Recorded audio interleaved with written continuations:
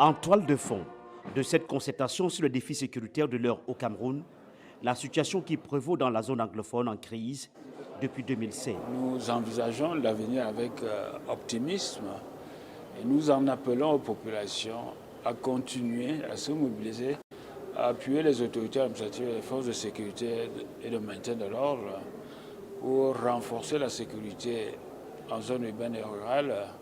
Le gouverneur de la région du Sud-Ouest a pour sa part initié depuis quelques jours une campagne de dénonciation publique des familles qui collaborent avec les séparatistes.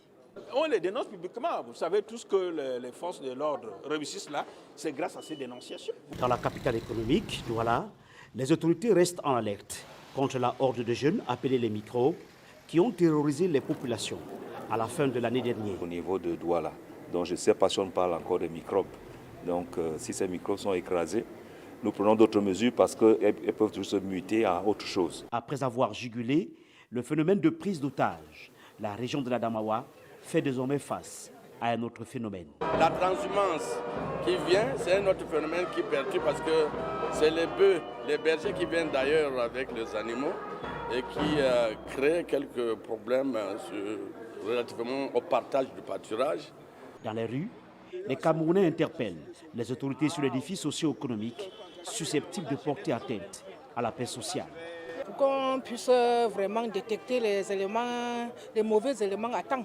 Oui, les bandits et aussi les mototaximènes qui ne sont pas sérieux. Le patron de la police et celui de la gendarmerie nationale ont été associés à cette concertation sur les défis sécuritaires au Cameroun.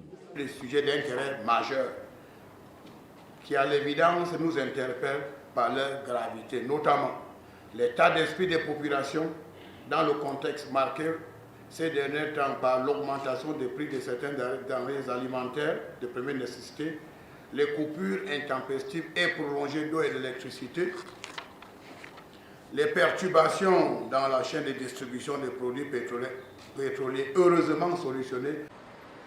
Cette dernière pénurie de carburant a fait craindre un risque de troubles à l'ordre public dans certaines villes. Emmanuel Junta pour VOA Afrique, Yaoundé.